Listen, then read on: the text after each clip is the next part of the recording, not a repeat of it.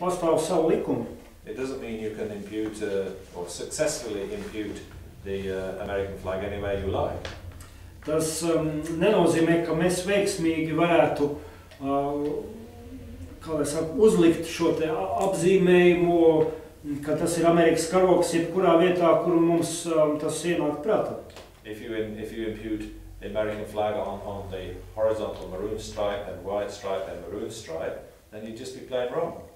Un tātad, ja mēs mēģināsim uzlikt šo apzīmējumu Amerikas karogs uz trīs krāsu joslām, tātad, kur augšpusē ir tumšsarkana, pa vidu balta un apakšā tumšsarkana, vienkārši mēs būsim kļūdījušies. So the maroon and white and maroon pattern and the stars and stripes pattern, both of them.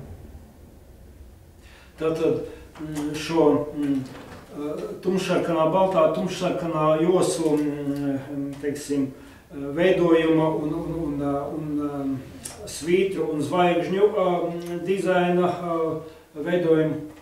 Both of them are, just the same in not being the American flag from their own side. Abi šie veidojumi var teikt, ka neviens no viņiem no savas puses ir Amerikas karogs. If you look within the maroon, white and maroon stripe pattern, if you look anywhere in there and outside there, you'll find nothing which is inherently the American flag. Un mēs varam paskatīties uz vai vienu vai otru, nekas no viņa paša puses neliecina, ka tas ir Amerikas karogs.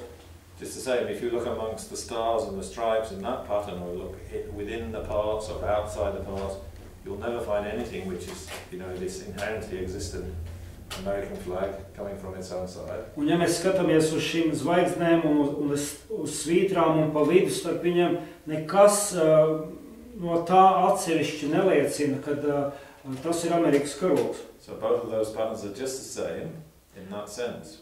Var pateikt, ka kaut kādā ziņā ap šie atšķirīgie dizaini un dažādās krāsas, kad viņi ir vienādi.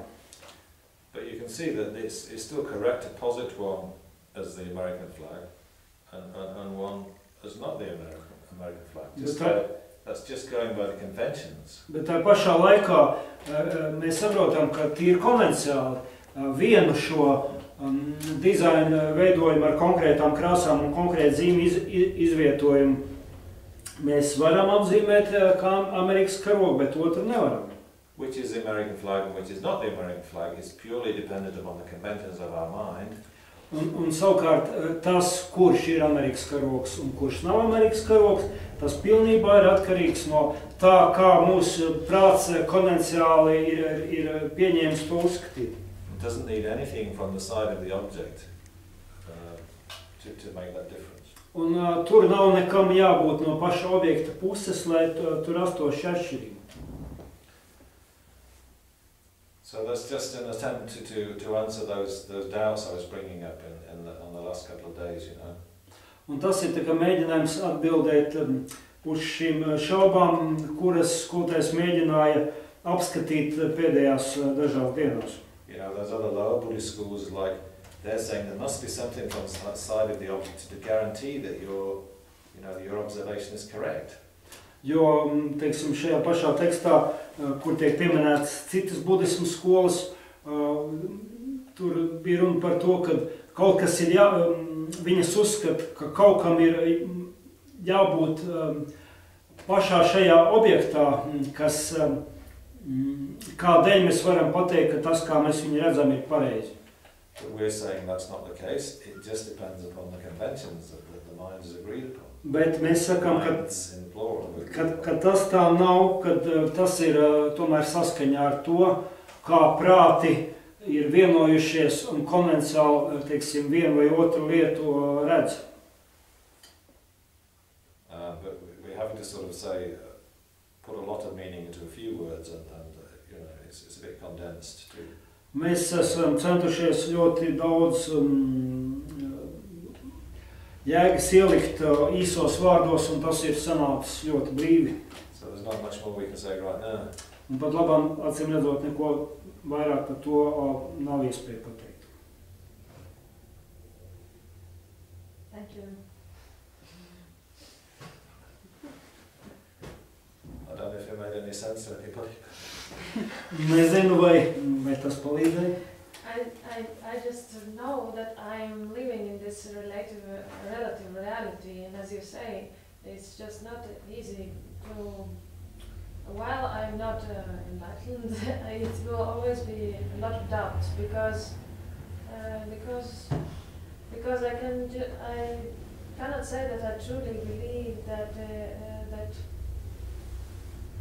I remember all the time this thought that everything is kind of my. Try to be aware of what's happening in my mind in that sense. But of course, for me, everything is real around. Like when the outer, all the outer objects. Yes, and you know, those are supposed to be the easier things, like the beauty of the toad, or the way we set up a cultural convention, like a flag which represents a country. Those are the easier examples. But when you get down to you know, very basic things like even blue, you know, the colour blue is something nearly posited by the mind and so forth. Or you know, a simple object like a lump of dirt or a stone or something, you know, how can that be just posited by the mind, really? So, yes, it's only a beginning to examining the issue. Protams, šie iepriekš minētie piemēri, kuri tika apskatīti vairāk kā šīs pēdējās nedēļas laikā kaut par šo grupu vai Amerikas karogu, kur varbūt ir salīdzinoši vienkārši saprast, teiksim, kad viens cilvēks to pašu lietu redz vienā, otrs citā veidā, bet tālāk, ejot kaut vai pieņemsim, cik sarežģīti ir saprast, kā pieņemsim konkrēti viena krāsa, kad arī tas ir, teiksim, atkarīgs no šīs apziņas, ka šo prātu, šo krāsu uzlūko, un vai pieņemsim kaut kāds akmens, ka tas arī ir atkarīgs no tā, kā novērotāja prāts to redz. Tas paliek aizvien sarežģītāk. And the ignorance that we're trying to counter, the ignorance which grasps that things do inherently exist, is coming from beginningless lives. It's really deeply instinctive.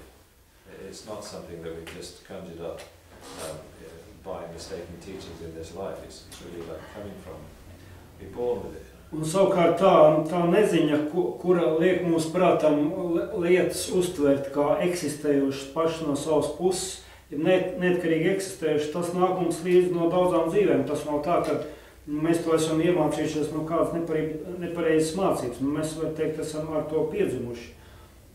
But if we think about the reasoning of dependent arising, you know, it does confront us, and it doesn't mean to say, well, yes, that appearance we have of things as inherently existent is, you know, it's all very convincing, but when you reason against it, it starts to look a bit shaky, like the reason of things being dependent arising, there's some validity to that reason, so you have to keep opposing your wrong view, your wrong appearance with the power of the reasoning, and you have to keep meditating on that.